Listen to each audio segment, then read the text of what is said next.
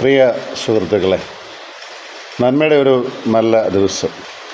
ആലപ്പുഴയുടെ ഒരു ചെറു ഗ്രാമത്തിലിരുന്ന് ഈ പ്രഭാതത്തിൽ ഈ വീഡിയോ ചെയ്യുമ്പോൾ ചന്നം ഭിന്നം പെയ്യുന്ന മഴയുടെ താളം കർണപുടത്തിൽ വന്ന് പതിക്കുന്നുണ്ട്. മഴ പൊതുവെ സുഖമുള്ളതാണ്. മണ്ണിനെ സ്നേഹിക്കുമ്പോൾ ആഞ്ഞൊന്ന് പുണരാൻ പതുക്കെ ഇറങ്ങി വരുന്ന ഒരു തണുത്ത ഭാവമാണ്. അതിനെ സ്വീകരിക്കാൻ മലർക്കെ കിടന്നുകൊണ്ട് ആഗ്രഹിക്കുന്ന മണ്ണും അതിൽ നിന്ന് മുകളിലേക്ക് പൊന്തി വരുന്ന ചെടികളും ജീവജാലങ്ങളും ഒക്കെ ഇതൊക്കെ പ്രകൃതിയുടെ നല്ല നല്ല ഭാവങ്ങളാണ്. ഞാനന്ന് നിങ്ങളുടെയൊക്കെ പറയുന്നത് പശുവിന് വാലന്തിന കൊടുക്കുന്നത് എന്ന് ചോദിച്ചാൽ അലങ്കാരമാണ് എന്ന് പറയുന്നുണ്ട് എങ്കിൽ തെറ്റാണ്. പശുവിന് നല്ല എല്ലാ മൃഗങ്ങൾക്കും വാലുള്ളത് അതിനെ കുത്തുകയോ അതിനെ ഉപദ്രവിക്കുകയോ ചെയ്യുന്ന ജീവികളെ ഓടിച്ചു കളയും. ഉപദ്രവിക്കുക എന്ന് പറഞ്ഞാൽ കൊതു കുത്തിയാൽ ആ വാല് കൊണ്ട് അതിനെ അടിച്ചു കളയാൻ സാധിക്കും. പക്ഷെ വാലില്ലാത്ത പശു എനിക്ക് കൊതുവിനെ ഓടിക്കാൻ സാധിക്കുന്നില്ല എന്ന് പറഞ്ഞുകൊണ്ട് വെള്ളത്തിൽ ചാടി മരിക്കാനൊന്നും പോകുന്നില്ല. അതുകൊണ്ട് നമുക്ക് നമ്മുടെ ഉള്ള കഴിവുകളെ കണ്ടെത്തുക എന്നതാണ് പ്രധാനപ്പെട്ടത്. ഇല്ലായ്മയെക്കുറിച്ച് ദുഃഖിക്കാനല്ല ജനിച്ചിരിക്കുന്നത്. നെപ്പോളിയനെ യുദ്ധം ചെയ്യാൻ പഠിപ്പിക്കരുത്. ഹിറ്റ്ലറിനെ ഭീകരത പഠിപ്പിച്ച് വളർത്തേണ്ട കാര്യമൊന്നുമില്ല. മദർ തെരേസയെ ദാനം ചെയ്യാനും പഠിപ്പിക്കേണ്ട. നമ്മുടെ കഴിവുകൾ എന്ത് എന്ന് കണ്ടെത്തുകയാണ് ഇന്നത്തെ ദിവസത്തിൻ്റെ പ്രത്യേകത. ഇന്ന് എൻ്റെ MA സൈക്കോളജിക്കാർ പരീക്ഷ എഴുതുന്നുണ്ട്. ഞാൻ അവരോട് രാവിലെ പറഞ്ഞൊരു വാക്ക് മാത്രം പറയാം. നിങ്ങളെക്കൊണ്ട് സാധിക്കും. ഈ കടൽ നീന്തിക്കടക്കാൻ നമുക്ക് സാധിക്കും. ജീവിതമാണ് വലുത്, പരീക്ഷയല്ല. പരീക്ഷ പാർട്ട് ഓഫ് ഇറ്റ്.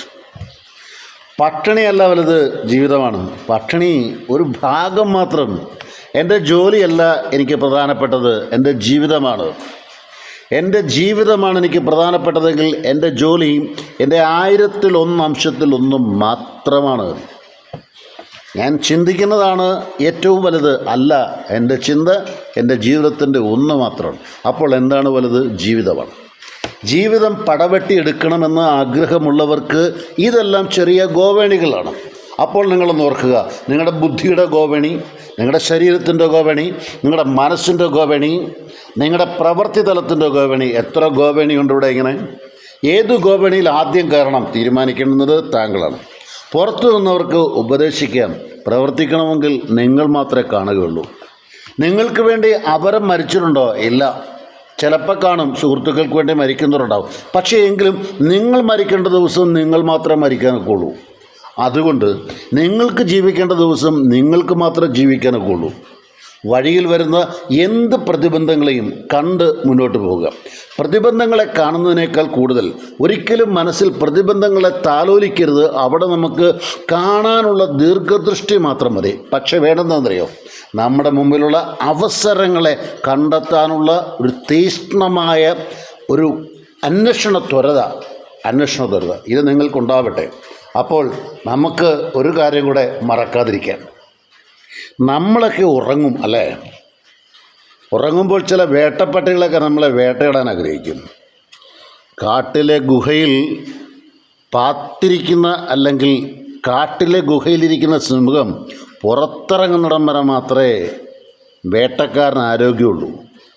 കാട്ടിലെ മൃഗം സിംഹം പുറത്തിറങ്ങിയാൽ വേട്ടക്കാരനകത്ത് കയറും. നിങ്ങളുടെ ഉള്ളിലെ വേട്ടക്കാരനെ കണ്ടെത്തുക. ഒരു ആഫ്രിക്കൻ പഴമൊഴിയാണ്. കാട്ടിലെ സിംഹമാണ് നിങ്ങൾ.